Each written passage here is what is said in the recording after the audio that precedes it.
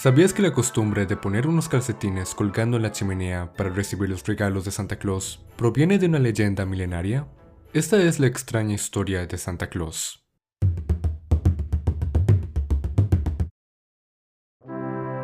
Todo comenzó con un obispo griego en Turquía. Cuentan las leyendas y tradiciones que hace unos 1700 años, entre el año 270 y 280 de la era común, nació un niño llamado Nicolás en Patera, una villa costera de Asia Menor, actual Turquía, que, por aquel entonces, era una de las muchas poblaciones griegas de la zona. El niño nació en la riqueza, pero para cuando sus padres fallecieron, decidió regalar la mayor parte de su herencia y dedicarse a la vida religiosa. Así, cuando fue mayor, se convirtió en el obispo de la antigua ciudad de Mira. Según las historias que han perdurado de su vida, Nicolás de Mira no tuvo una existencia ordinaria. No solo tuvo que soportar la persecución del emperador romano Diocleciano, que lo mantuvo encerrado en prisión durante años, sino también fue protagonista de numerosos sucesos extraordinarios, que le dieron fama de ser protector de los niños y los desvalidos, y también de generoso y dador de regalos. Cuentan las leyendas. Se cuenta que una vez, habiendo descubierto que un malvado posadero había asesinado a 3 pobres chicos, pidió el favor divino y logró que resucitaran para regresar a sus padres. También se cuenta que en otra ocasión rescató a un niño de la esclavitud de un poderoso emir y lo envió de vuelta a su familia. Y en otra historia, Nicolás propició vientos calmos para los marineros y era apreciado por ellos porque siempre los ayudaba a llegar a puerto sanos y salvos. También se cuenta que una vez salvó de la hambruna a la gente de Mira cuando comenzó un capitán de un barco de carga a regalar parte de sus granos a la ciudad, que sin embargo llegó a su destino final con la cantidad intacta, como si nunca los hubiera regalado. Unos calcetines colgando en la chimenea. Cuenta la leyenda que un día Nicolás supo que un hombre pobre estaba desesperado porque se había quedado sin dinero para darles dotes a sus 3 hijas.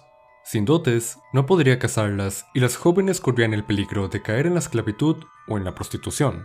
Pero una noche, las chicas descubrieron que alguien había deslizado una bola de oro dentro de cada uno de los 3 calcetines largos que ellas colgaban siempre en la chimenea para que se secaran durante la noche.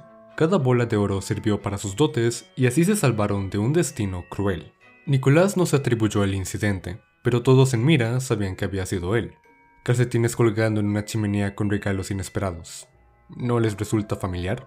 Las historias de los milagros y las maravillas de Nicolás de Mira hicieron que fuera reverenciado por muchas personas y que, cuando falleció, alrededor del año 345 de la era común, su tumba en Mira fuera visitada por muchos peregrinos. Era considerado un hombre santo y la gente le pedía en sus oraciones que la protegiera.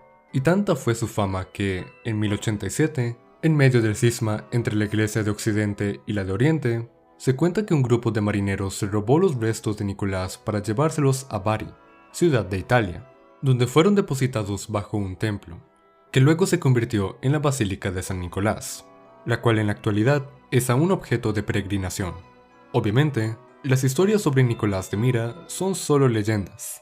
Lo que sí es posible es que haya sido realmente el obispo de su ciudad y que incluso haya estado en el concilio de Nicea, en 325.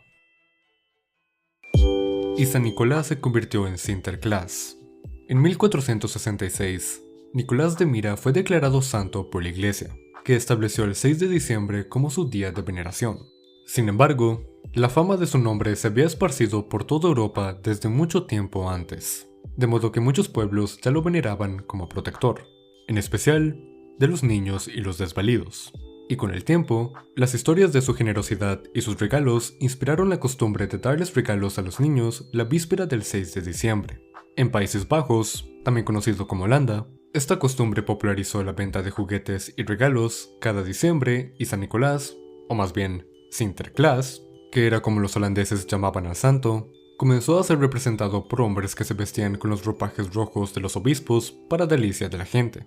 Y para seguir alimentando las leyendas, comenzaron a circular historias de que Sinterklaas podía entrar a las casas atravesando las puertas o descendiendo por las chimeneas, para dejar regalos en calcetines y zapatos. Y aunque con la Reforma, muchas iglesias protestantes intentaron prohibir la veneración de este y otros santos, indudablemente, las tradiciones de San Nicolás o Sinterklaas no solo sobrevivieron, sino que también perduraron y se ampliaron. Así fue como, con el tiempo, Junto a Sinterklaas aparecieron otros personajes, algunos temibles, como Krampus, una especie de demonio que, según estas tradiciones, acompañaba a Sinterklaas en su recorrido nocturno de la víspera del 6 de diciembre. Sinterklaas premiaba a los niños buenos, mientras que Krampus se encargaba de castigar a los malos. En Inglaterra y en Francia no se daba la veneración de San Nicolás como en el caso holandés, pero existía una figura muy similar a Sinterklaas, llamada Padre Navidad o Papá Noel. Era un personaje de historias y leyendas que se encargaba de representar las fiestas y la alegría de la Navidad de cada diciembre, quizá proveniente de antiguos mitos nórdicos que, en el caso francés, también daba regalos y premios a los niños, pero en Navidad. Sinterklaas viajó a América. Cuando los holandeses viajaron a América y fundaron Nueva Ámsterdam, hoy Nueva York, llevaron consigo sus tradiciones y costumbres, incluyendo a Sinterklaas, que luego también se convirtió en parte de las fiestas de las 13 colonias, y luego, con el tiempo, cambió ligeramente de nombre.